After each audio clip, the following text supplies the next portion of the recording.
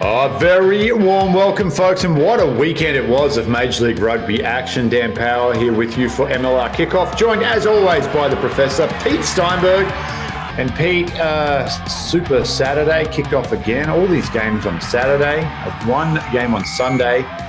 We take a breath and digest what was a great weekend of rugby. How did you enjoy it? Well, I got to watch bits and pieces. Like the whole day Saturday thing is sort of tough, but able to watch a half here, 20, 30 minutes there. So I liked it. I liked having rugby on all day on Saturday. Fortunately, the Sunday game was during Elliott's nap. So I was able to watch most of that game. So that was really great. But I loved it. Dan, I think the first time ever in MLR history that all away teams won. Yeah, crazy. What do you think that means? I think it means that the teams that weren't playing at home won every game that they played in this weekend.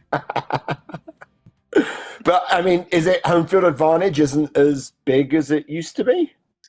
Maybe. Because it used to be home field is... First time it's ever happened, it's probably an outlier. If it happens again next weekend, then we can start talking about some consistency. All right. Well, I mean, if you look at it and you go through the results, and I know we're going to do a deep dive, but you would say New York against Toronto winning away from home would be an upset, right? Mm-hmm. Houston Sabercats winning at Utah, is that an upset for you? Yeah, I'll call that an upset. Yep. The Giltinis winning at Seattle, is that an upset? No, I don't feel so. No, it's probably not, right? Nola Gold beating Old Glory, upset? No, not this year. No. New England beating Rugby ATL. Not an upset, but I think New England definitely the best team in the East right now. So not an upset, but it could have gone either way there. Yeah, I mean, it ended up 41-27, but it was a much closer game than that. I mean, New England scored a couple of points right at the end, and so yeah. So you look at that, and you're just like, I think when teams that shouldn't win away, you say it's an upset. So that's probably like Toronto and Houston, right? Those would be two that you say the upsets, the others weren't. So maybe it was just a trick of the schedule. But a really, really interesting weekend with a lot of really interesting games. Yeah, it was. Which was your most interesting? Which one do you want to kind of jump into here for your review? Well, I want to jump into New York, Toronto. Thanks for asking how my weekend was too, by the way. I love this. The one-way street of MLR Kickoff. How was your weekend, Dan? Were you able to watch any of the games? Yeah, it was good. Moving right along. No, I was in Florida, and everyone's going to be like, "Oh, lucky you." I was in Florida for work, and I did get a little like, you're down in Florida. It's so warm and sunny, but I spent, I would say, 80% of my time there inside working. Yeah. I did treat myself to a nice dinner Saturday evening. Shout out to the ownership down at Coconuts in Fort Lauderdale. They took really good care of us. And if you ever want to feel broke, like really insignificantly broke, go to Coconuts, sit on the back deck and watch the mega yachts coming. The marinas there for a lot of the mega yachts that come in, and there's another one down. So there was some coming past, and they're like, "Well, that's Steven Spielberg's yacht." And if you want to feel even more broke, ask them how much Steven Spielberg paid for his yacht. And then they'll tell you, and you'll cry. It was good. Yeah. I don't think in my future is a yacht that I'm on like a month a year, right? That costs tens of millions of dollars. That's just not in my future. But I do feel you about going to Florida and just spending the whole time inside. Like when you go there for work, you're like, oh, I'm in Florida. It's March, so it's not too hot. It's going to be really nice outside. And if you're lucky, you get a meal outside. The rest of the time, you're just inside in meetings. So yeah, I did go. I heard the news out of Dallas with all the players. So I went for a run to see how I'd pull up before I gave Elaine a call. And so this is true. I ran 6.5 miles. So I said, I'm going to run to the beach, and then I'm going to run back. I didn't realize how far away the beach was, unfortunately. So by the time I got there, the only way for me to get home was to run. I didn't have my wallet. So I couldn't get an Uber. Didn't have my phone. So I'm like, I just ran out the hotel. And then came back. Hold on. Did you run back or did you fartlek? Like walk, mostly run a little bit? So I'm glad you went right to that, because a lot of people that I've spoke to have said the same thing. There's no way you ran 6.5 miles, and that is true. It was walk, jog, run. I did some intermittent poles, like light pole to light pole, run, sprint, jog, sprint. But accumulatively, my watch said 6.5 miles. So I will. I'll take it, man. Yeah, you should take it. Well, now we've had the normal power discussion about stuff that's not rugby. Let's get back to the rugby stuff. Is that okay? All right. New York, Toronto. Now, I picked New York here at home. Toronto, I don't know if you want to talk, Dallas injured. Toronto is decimated at the moment. Oh, my God. Yeah. There's no way they win this game. Yet, in the 76th minute, Andrew Quattrin gets the ball, takes a little saunter upfield and busts right through and scores under the post, 7-point try, and they hold on 14-10. How did we get to that point, Pete? Well, I mean, you look at the stats and you're not sure, right? So if you look at defense, both teams had about the same number of tackles. This is crazy. New York had 178 and Toronto had 176. New York missed 15. That's an amazing tackle rate, 92%. Toronto missed 30, 83%. So this was actually a pretty dominant performance, I think, by New York. They had the edge in the scrum. The scrums were really messy, but they had the edge in the scrum for most of it. They had 20 general kicks to 19, but no kicking errors by Toronto. So you'll see a little bit where Toronto just has the edge. Toronto wins 3 turnovers at the breakdown, and New York wins 2. Toronto concedes 16 penalties, including two in maul defense. And it's interesting because if you looked at the game, New York, who have been famous throughout the first 5 years of MLR for being this amazing team to score from the maul in the lineout, and Toronto was able to defend that. And they played the edges really well. Like, they got warned by the referee a couple of times. They had a yellow card, right? I think they had 2 yellow cards in the game. There was no way. So was that? I heard Cellini was one of them that got carded. Yeah. I'm sure the other one. But it was really, to me, this is the difference between Cellini and Tafuga. There it is. There you go. Voice of God. So what?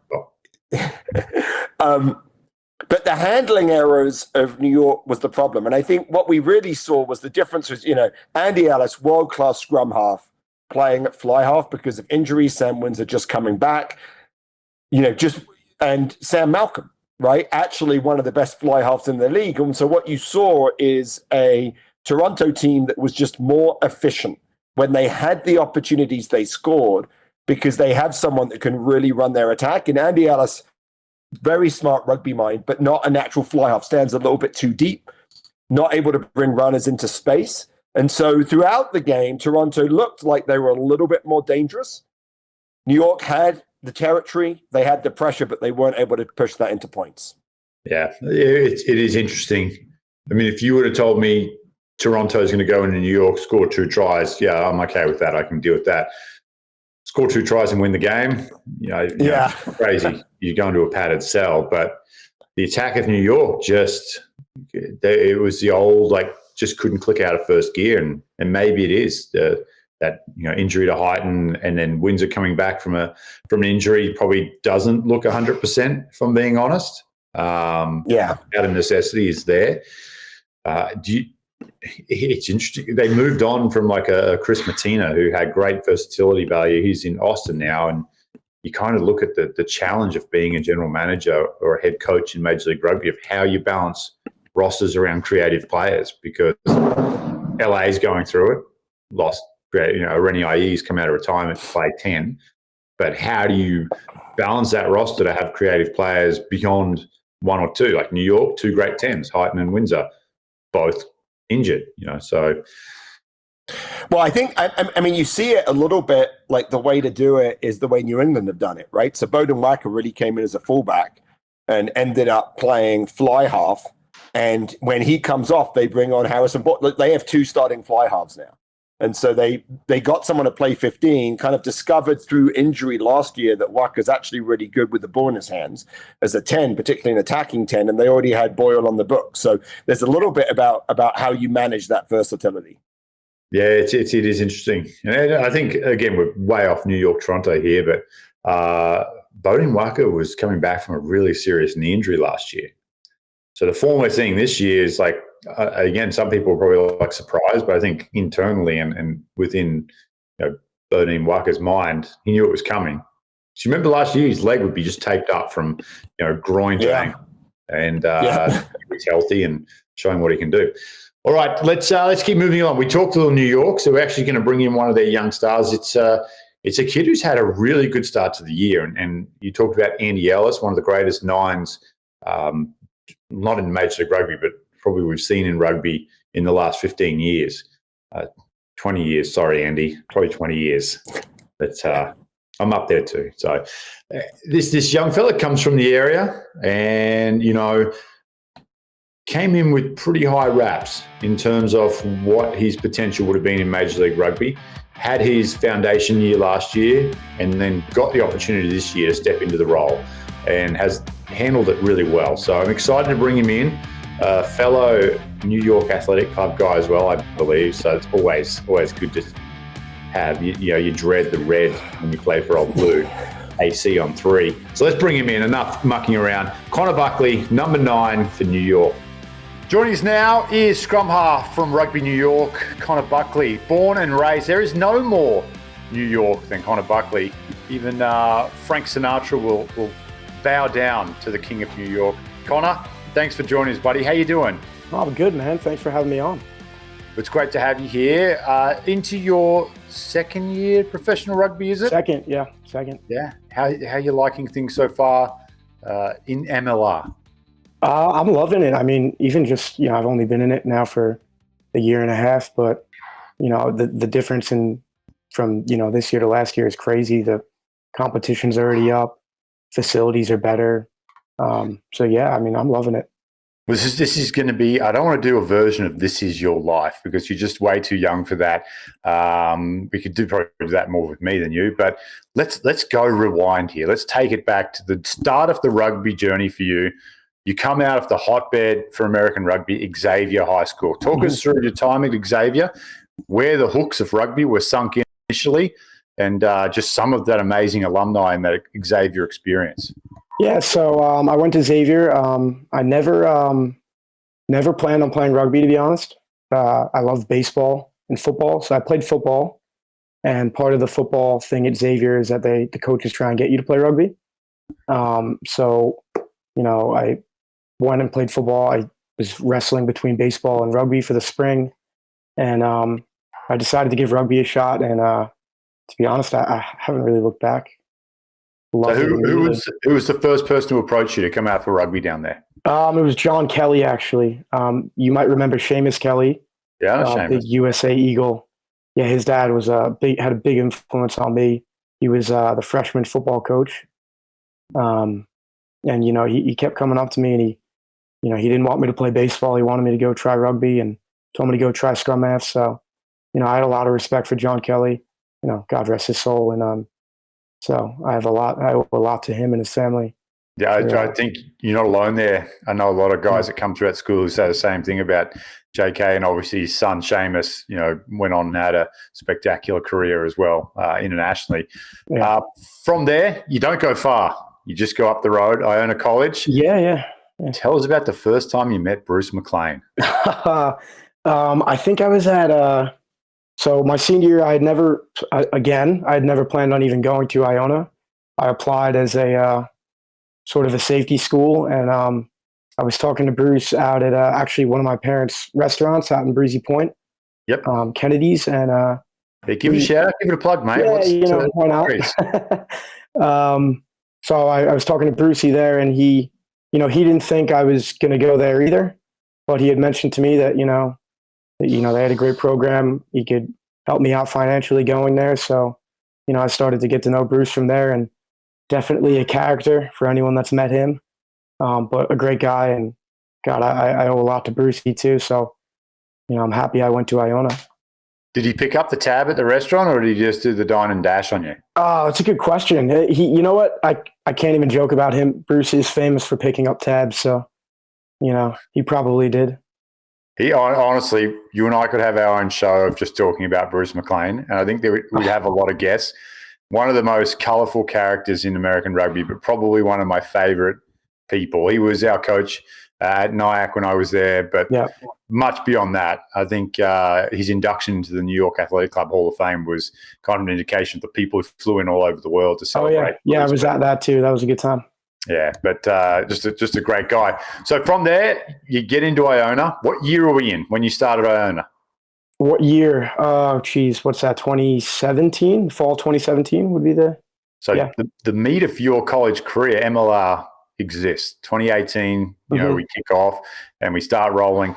At what point during your time at Iona did you start having an eye maybe towards Major League Rugby? Probably after my freshman year. I started off my sophomore year, and I had known I'd gotten to meet James Kennedy back then, who started out Rugby New York, and I'd gotten out to some practices just knowing Coach Mike Tolkien at the time, and so I was in and out of that environment, just getting a peek at it, seeing how I fit in with the guys and what the level was like, and I guess the more I played at Iona, the more I realized I had a shot at that, and that became the goal by the end of my sophomore year to go play in that league. So talk us through the draft experience, because I've heard some stories around it with you that there was interest, but you were never going to leave New York. You wanted to be close to family and stay in the New York area, and teams kind of respected that. Because you went through the draft. It was only 2 rounds back then, but you went through undrafted, but literally you're the first announced signing. Like the NFL style, like 30 seconds after the draft finished, Connor Buckley goes to New York. It was like the worst kept secret in American rugby. Did you talk to a lot of the teams? Was there any interest from you personally to perhaps entertain going somewhere else? Yeah, I think there was. I mean, the plan after my junior year was to just sign with New York, hopefully. And then they announced that the draft was going to be a thing. So, obviously I had to go through that process. And, I talked to a few teams. Some people talk to teams on my behalf as well. I definitely gave off mixed messages to teams. I think maybe I was interested in going some places, but for the most part, like my heart's in New York. I always wanted to play in New York, so yeah, I probably wasn't very convincing when I talked to teams. I wasn't about to lie to them and tell them, yeah, pick me. I got a sneaking suspicion when New York traded both their picks away. I'm like, something's afoot here. But smelling roses, they got what they want from the trade, and they got the player that they wanted as well. And you, so year one, you end up on the roster for 5 games. So an introduction, let's just call that to rugby. Yeah. Off season comes around. How's the conversation with the coaching staff at New York, and how is your off season building up to this season? Because the improvement's been very noticeable, but also thank you. Your playing time. You've been starting consistently. You're now, considered the number 1-9 in the roster in terms of the 23 that's selected week in, week out. How was your off season, and what were your conversations like to get you here? Yeah, so my first year was, a new experience for me. Obviously, I went in with high hopes. Probably expected to play more than I did, but you get a reality check when you go up to the next level. So got used to the speed, the physicality, all that. And, I was around 2 really class 9s and Andy Ellis and Connor McManus. So I learned a lot from those 2, but more than anything, I saw where I needed to be. So when the off season rolled around, I knew exactly what I needed to do rolling into the next preseason. And I think I had a pretty good preseason. So that helped me out heading into this year. Yeah, a couple of whispers out of the New York camp is you won the preseason. You were like one of the top performers. This is why you've earned that number 1 spot there. Go back, talk a little bit about Andy. You look at the NFL, a lot of teams will draft a quarterback when they've got a veteran on the roster. You look at probably the best example, Brett Favre, Aaron Rodgers, right? And the success both those guys had in their career. Mm-hmm. You get to play behind Andy Ellis, probably widely regarded as one of the greatest 9s to ever play the game, at least in the last 2 decades. How did you go with that relationship initially, first meeting Andy? And then what have you learned from him during your time at New York? Yeah, I think initially he's probably came off intimidating. Like, this is world winning Andy Ellis when I first met him. So, I probably waited a little while to start really picking his brain. But, now me and Andy are really close. And to bounce ideas off a guy like him is unreal. Like, I can't stress enough, first of all, what he's done for New York, just culturally, like, forget the playing side of it. Like, he's really turned around how we do things as a club. And then, you've seen him play. Like, there's not much to be said there. His play speaks for himself. So, I mean, like I said, to bounce ideas off of him. And I think more than anything, Andy's helped me and Connor McManus with just the mental side of the game. Reviewing your game, all that stuff. So, I mean, Andy's been great. Yeah. Outside of your 9 crew, you mentioned the other Connor McManus as well, and Andy. Who do you gravitate towards in the team? Who's in the close circle here for Connor Buckley? I think you could ask the other guys on the team. The 9s are pretty cliquey. It's like the 3 of us just bounce around, being the annoying ones in the facility, messing with everyone else, and it's definitely those 2. And then outside of it, I gravitate towards probably the younger guys on the team, like, I don't know, Troy Lockyer, Andrew Coe, Quinn Awadi, Joe Basser, Kyler McCorkindale, all those guys. We have a good time. The TikTok team and the chat snaps and the Snapchats and the Instabooks and all that stuff. No, I'm just kidding. I know. That's all good. That's so good. What you, real quickly on the lighter side, what do you think of Pungo's debut on the sideline this weekend? He's unreal. He's born for that, I think. In the Sheds with Pungo, my favourite. I'm glad so New York has thrown him in there with Django as well. Like, couldn't get 2 better blokes to put a microphone and a camera in front of. Oh, they're outrageous. So when are you going to make your debut on the show with Pungo and Django? Oh, God, I don't know. They haven't come up to me yet. I'm sure it's coming. I hope so. Oh. I hope so. All right, let's finish off with this season. New York, how are they going to win it all? How are they going to win it all? It's a good question. Just focusing on us, really. We're not worried about the rest of the competition. We're just worried about us. So, we know how high our ceiling is. We have a great group of players, a lot of depth. So we know what we need to do. It's just about going out every day and being hard on ourselves and pushing ourselves to that standard. All right. Best coffee in New York / New Jersey, because you guys are technically in Hoboken. So best coffee, where do you go? You're going to hate this. I don't drink coffee. A tea? Are you a tea guy? Or? No, neither. I'm yet to get like a morning drink like that. Really? I know. It's bizarre. What do you do in the morning? I feel so left out too, because all these boys drink coffee. It's crazy. It's become a social experience more than it is. I might have to start doing it for the social side of things. Yeah, just get a glass of water and sit there and enjoying the chat, mate. Many of the world's problems have been solved over a cup of coffee. I can promise you that. So that's what I've been told. So if you ever want to get going on it, let me know. I can give you some. Yeah, maybe you'll be my first cup of coffee. All right. There you go. I'll come out to New York. We can do it. Wait. 5 minutes, but damn, we'll have a cup of coffee. I love it. All right, brother. Appreciate it. Good luck this weekend. Good game against Old Glory. Hopefully a bounce-back game for you and the boys. But only 2 losses on the year thus far, looking strong in the top 3. So keep that going for New York. And it's been awesome to watch this year, mate. Really impressed with the way you've been playing. Keep up the work. Keep working hard, and good things will come your way. Awesome. Thanks, guys. Thanks for having me. Thanks, Connor. Appreciate it. There you go, Pete. It's a great story, and we've mentioned this before. It's a story that Major League Rugby seems to be telling more and more now, as it's in its 5th year. You think back 5 years when MLR kicked off in 2018, how old these college kids were, and they were, seniors in high school, a lot of them. And now we're like, hang on a second, rugby in college is now going to provide me a pathway to play professional rugby here. This is an option that wasn't here before. So I think as the years tick on, 6, 7, 8, 9, 10, we're going to see more and more Connor Buckley starting to come out of the draft and come into Major League Rugby and contribute early in their careers. Yeah, I mean, I think Connor Buckley is a great story and a great example of what Major League Rugby can do. Like you said before, Dan, he'd probably end up playing for some really terrible club like Nyack. If it wasn't for Major, is that what you suggested? But no, I mean, I think him coming in, he gets to work with Andy Ellis. He gets to learn from that. I think Connor Buckley is a player, like you said, came out with a very strong rep coming out of college, and being able to see him play in MLR. I mean, this is a guy that is going to hopefully play for the Eagles.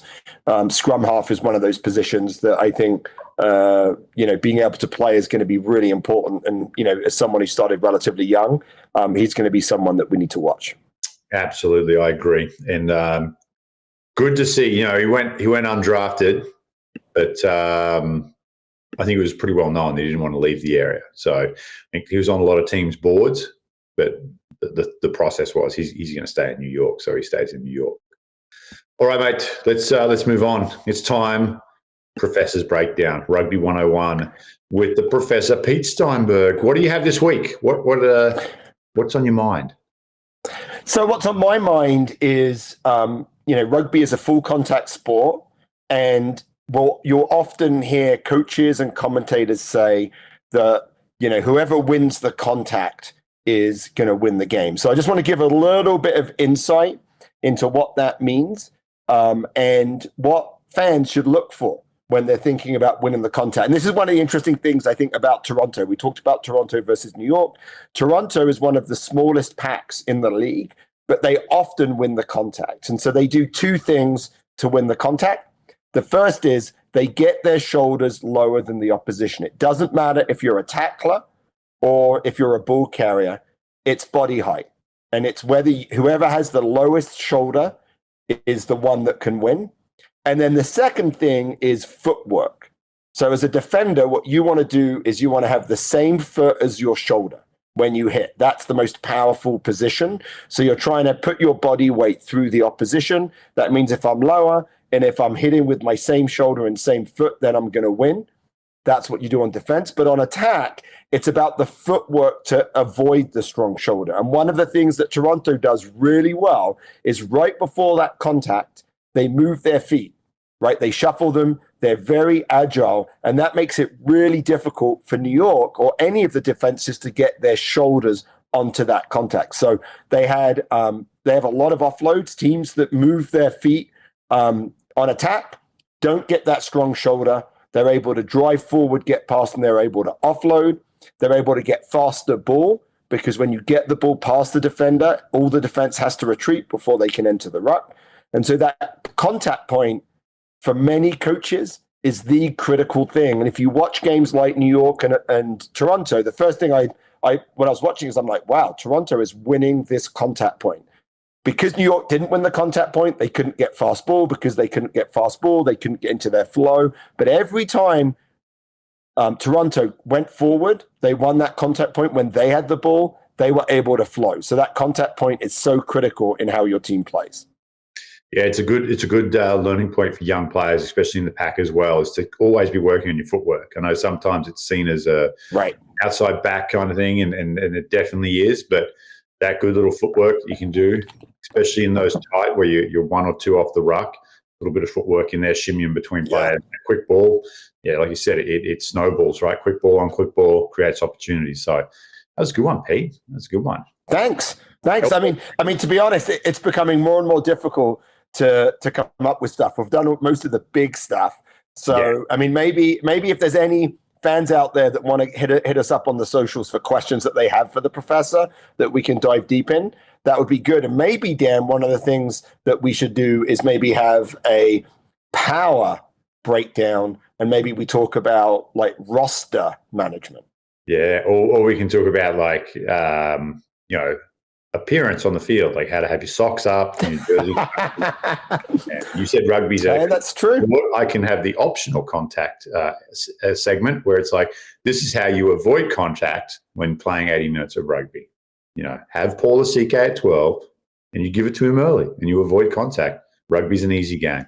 How good was it seeing Big Paulie back too? Big Laseinde back for the Warriors. Come off the bench. Yeah. Woo. Big unit. I think and Joe for the Giltinis. He's 3 weeks back, yeah. But I did like they put it up on social media. I think it was the Warriors may have put it up on Rugby Network and said, Paul Sique is back, and Marcel Brucky writes, yeah. FFS. So I'm not going to say what that means. Everyone knows he's back. And I feel like Marcel kind of summed up the feelings of a lot of 10, 12s, and probably some fullbacks as well. We're going to see that big unit coming through. And well, let's find out. We're going to watch him, because guess what's back this week, Pete? Guess what's back this week? Friday night footy. Friday night footy. Go get some fish and chips and get the kids around the telly. Pop a cold one of Diet Coke, not full Cokes. Actually, don't drink Coke at all, kids. No soda. Just have water. You'll thank me in 30 years. It's San Diego at the Warriors. Friday night. It's 10 Eastern. It's a late game on the East Coast. But you'll have a chance to put kids to bed, maybe crack a nice bottle of red.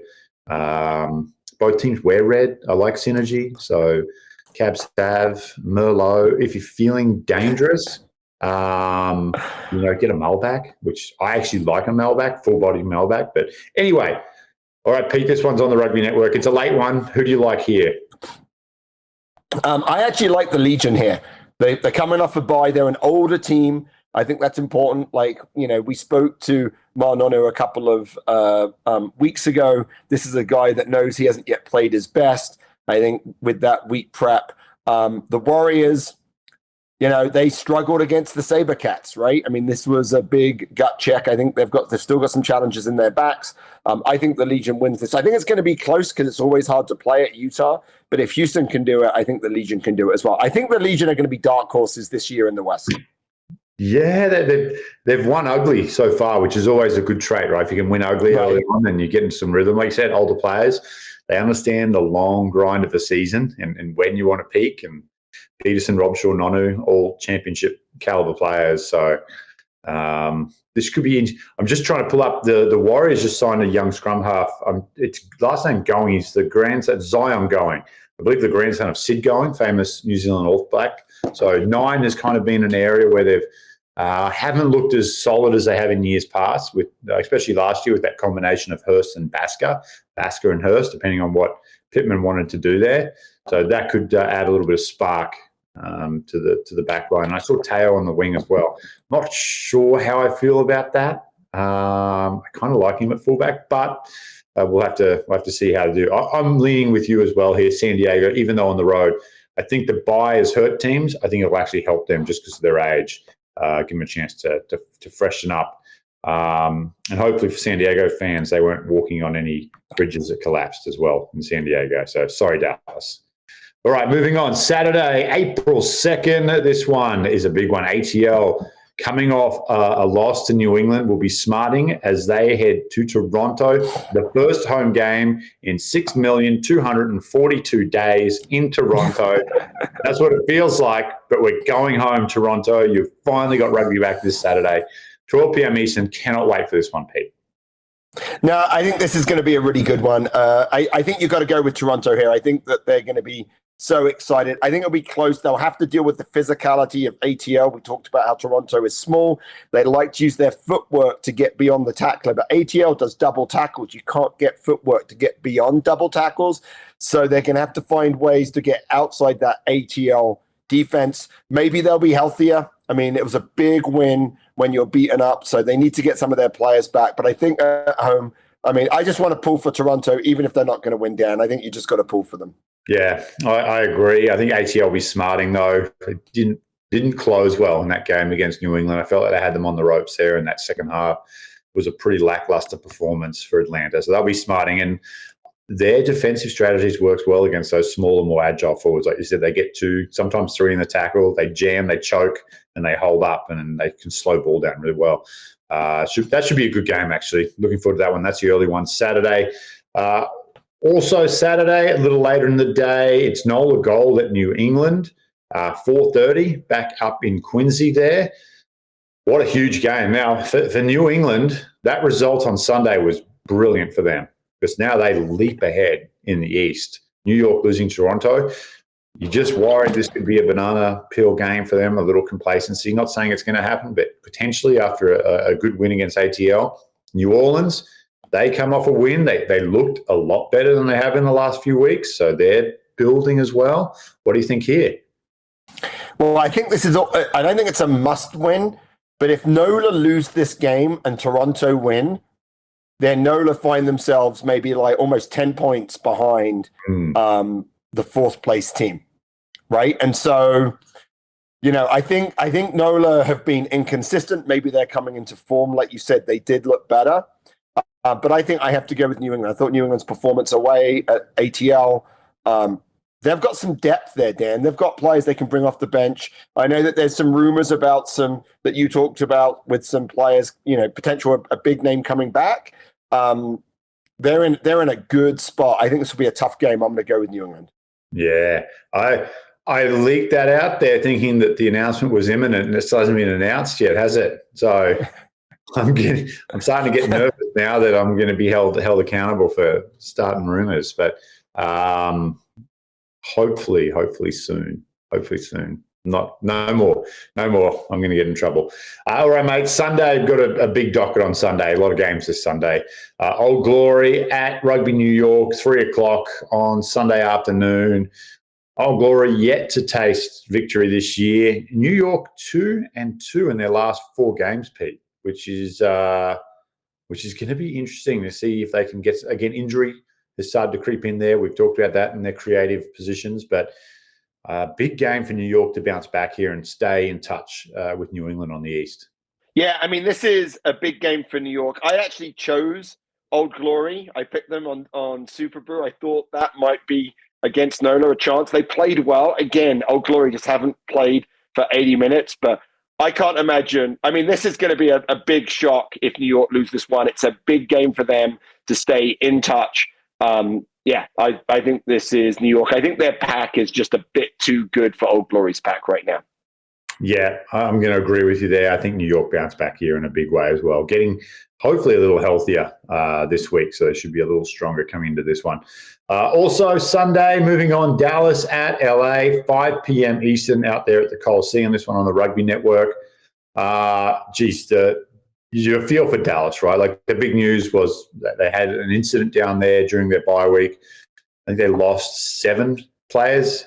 Aaron, 7, 9 were involved, 7 are now out because of it. That sound right? Give us a thumbs up. I think it's like 9 players affected. I think 4 of them could be available this week. Yeah. But the rest, it's like, don't know. Well, listen, we don't know a lot, Pete, but first and foremost, I'm glad no one's seriously hurt. Yes. Yeah. I think this. It sucks for Dallas. Like, it really, they just didn't. And every expansion team, Dan, is thin, right? By definition, right? They're still finding out their players. So any player you lose has a bigger impact than maybe some of the more established teams. And Dallas has been very credible this year. Like, we've talked about them not winning, but it's not, like there's only been a couple of times when they really haven't been in the game.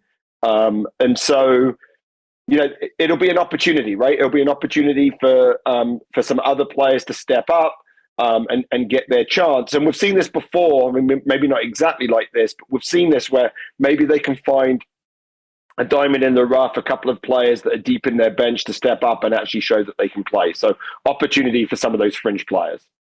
Kind of felt like they were pretty deep into their bench to start the season, the diamonds, but who knows? There's always, where there's life, there's hope. So having said all of this, I think I'm going to choose the Giltinis. Yeah, Giltinis. Good win for them against Seattle. They started to look a lot better. I thought Seattle didn't play terribly bad up there at home, but LA looked like a better side as they kind of figure out their way. Renier playing himself into form at 42. How good is that? Keep going. All right, last one is and it's going to be our deep preview.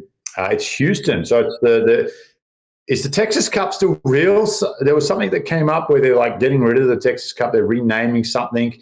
And I spat my my chamomile tea all over the thing when I saw it. I'm like, they're robbing the Gilgronis because we're the current Texas Cup holders, and this is like some ploy from JT on Yet and the Sabercats because they're dirty. They can't win a Texas Cup to save themselves. I'm filthy if the Texas Cup's gone, but this would be the Texas Cup, right? I think so. I mean, at least the OG like Texas Cup, right? So this is, and I think this is a really interesting game because you've got two teams that might be going in different directions, right? So you've got Houston, lost 2 games, have now won their last 2 games, right? So against Seattle and Utah, 2 very credible teams, and then you have Austin, who started brilliantly, scoring tons of points, and now they've lost 2 games. They lost to Rugby ATL, only scored 14 points, now a great defense, and they lost to New England, only scoring 17 points. That last game they lost at home. So I think this is a really interesting game to see where each of these teams are. Yeah, I agree. I'm being told that the Texas Cup is still real. It's going to be between Houston and Austin. The Lone Star Championship will be all 3 teams. Whew, I breathed a sigh of relief. Apologies to JT on Yet and his family, who are big fans, and I've dragged him through the mud. I know he's a Houston Astros fan. I just figured because he's an Astros fan, he cheats, but I am wrong. JT, my apologies. I hope Mexico was good to you and the avocado tequila went down well. What do you think in this one? Because like you said, Houston run into form. And I think I said a few weeks ago, Houston are the team that in the West Coast could run into form quickly alongside LA because they're so experienced. You've got world-class coaching there. Understand the race of a long season. You know, they are the team that I could see really going really deep with a strong run on the back end of the season. Austin, what's going on in Austin? Dominguez, is he back? Is he healthy? I feel like they need him for this game. Well, I think part of it is they've just played probably the 2 best teams in the East. Right. True. So part of it is they've just played 2 very good teams that have very good defenses and shut them down. And so the question is which Austin turns up. And that's why I think this is much more really a test of Houston than it is for Austin. I think Austin is a good team, right? They've scored more tries than anyone else. They've had more more clean breaks than anyone else. They're a very good defense. They're 89% of the line out. You know, I just think Austin is a good team. They can score. I think this is more of a test of Houston and what can Houston do. And I think, Houston needs to play a little quicker. We've talked about, maybe they've been slowing it down at the base of the ruck a little bit and trying to play a little bit more too physically. I think that will be a test for Austin's pack. I think that, a lot of it for Austin is about who's available. I'm not sure that they've got the depth in their pack. They lose a couple of those leaders, and I'm not sure they've got people coming back. But I think Austin is a very good team. And so I think this is a test for Houston. I think Austin win this. I think how close it is will tell you how good Houston are. I don't know with this one. Just don't know how to pick this one. I'm going to refrain from making judgment. We're very early in the week until I see some rosters. But no Dominguez. I just think Houston will win it. The way Austin plays when they don't have those strike runners out there plays well into Houston's strength. So they look like they're getting better and better. They look. So I'm hearing you pick Houston. That's what I'm hearing. That's what you're hearing, yeah. Unless there's a roster anomaly that comes out. I think that's true. Again, we're recording this on Monday. Yeah. That should just be an asterisk against all of ours, right? Like it all depends on the roster. Hasn't been mirroring my kickoff picks, if I'm being honest. I've made significant change. Unfortunately for me, sometimes for the worse. I picked a team on the show and then changed my pick on Superbrew and the team on the show won. So I sound smart here, but unfortunately on paper. You must not be doing very well in Superbrew because we haven't been talking about the standings. Well, you haven't. I'm pulling it up now. I've done it out. Okay, pull it up. Maybe a little sympathy, but I am currently sitting in 6th place out of 60. I'm actually beating Scary Larry, so suck that, Larry. You and your silly statistics. What is it? He's going to turn it on now. He's going to go full Rain Man and not get a pick wrong for the rest of the year and beat me. But the nearest on our show is Stats Boy at 27th. Okay. And then Oh, I'm cramping in my thumb.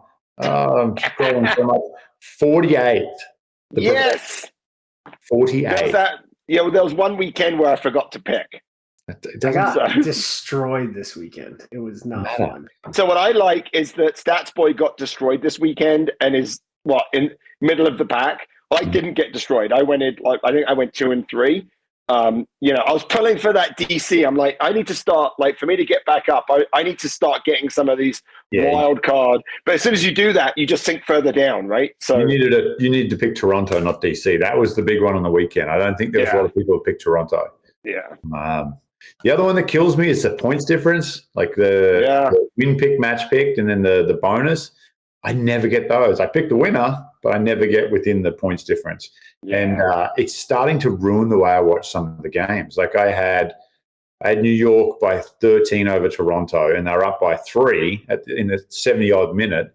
I'm like, come on, Sam, kick a penalty here, get a penalty, and then score a try at the death, up by 13, and then I just lose my mind. Isn't that why, one of the things people say about the NFL, right? One of the things people say about the NFL is that one of the reasons why it is so popular is because it's the gambling, right? It gets you engaged in the game for the whole game. Yeah, fantasy betting.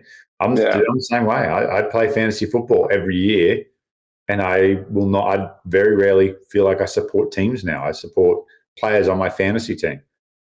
So that's how it works. That's how it works. All right, bud. What are you looking forward to most this weekend? What am I looking forward to most this weekend? That's a good question. What do you say? Rugby related. Oh, I'm looking forward to the Austin-Houston game. I mean, I think that's a good game. I want to see the enthusiasm of Toronto. It'd be really interesting to see what their turnout is like. I know it's still pretty early. It could be the weather could be a little bit all over the place, right? I mean, this is probably as early as you can play in Toronto. You're looking it up now? I'll look it up now. Keep filling. Phil. So Phil. So I think Toronto at home is good. I want to give a shout out to all the talent that's working. There's a lot of really good up and coming color commentators, Dan, that's coming through. And so really, lots of good calls this weekend. Lots of good calls. So I'm always interesting. I'm not. My next game isn't next weekend, but the next trip isn't next weekend, but the weekend after, where I'm in Austin, and I've got a couple of games hanging on the sideline. Oh, honey, yes. He warmed up. Right, he was a little slow at the start, then became really good. I don't think he actually warmed up in the game because there was snow in that New York game. So it was chilly. It was pretty miserable. New York Sunday morning, so and it was chilly. So I told I had a quick chat to Pungo when he was doing the game. Reached out, said best luck. I said, mate, 2 most important things: be yourself and bring energy. Big energy, be yourself. And it's great to see that. Great to see. And we're going to have to do more of that, getting whether it be current players or now we're going to have a batch of retired players starting to come through. Yeah, it's going to be great stuff. So yeah, good shout out, Pete. God, you're a good man, team player. I'm looking forward to the Toronto one. I'll tick that. But Friday night footy, nothing makes me happier than ending a work week. Okay. Hold on. It's 10 p.m. Eastern, so there's no kids staying up on the East Coast. My time, it's 8 o'clock. 9 o'clock your time, kids are in bed by 9 or getting to bed? On a Friday, if they're not down, they're getting close. Yeah. So they're a little older than your kids, though. I give them a little bit more leash. Yeah, but at 8 o'clock my time, kids are in bed. I'm gonna get to sit down. Yvonne's gonna roll her eyes and then check out social media, I'm sure, while we chat during the game. I may not be able to stay up till 10. I may not be able to stay up till 10. I'm off to the UK today. I'm back Thursday, so I'm probably going to be a little bit exhausted by the time we get to Friday night. Bottle of wine. We'll start the text chain, and we can do one Friday night. Love it. Sounds good. Let everyone know what we're drunk and we'll give it a rating. Our what's the point system? Gets me every time when I go to a liquor store. I'm like, 89 out of 100, 95 out of 100. Yeah. All right, we've turned into a wine tasting show. What are we doing? Let's wrap it up. Another great show in the books. For the Professor, Pete Steinberg, Aaron Casher, Ryan Gintier, our entire team at MLR Kickoff, I'm Dan Power, and we'll catch you next time.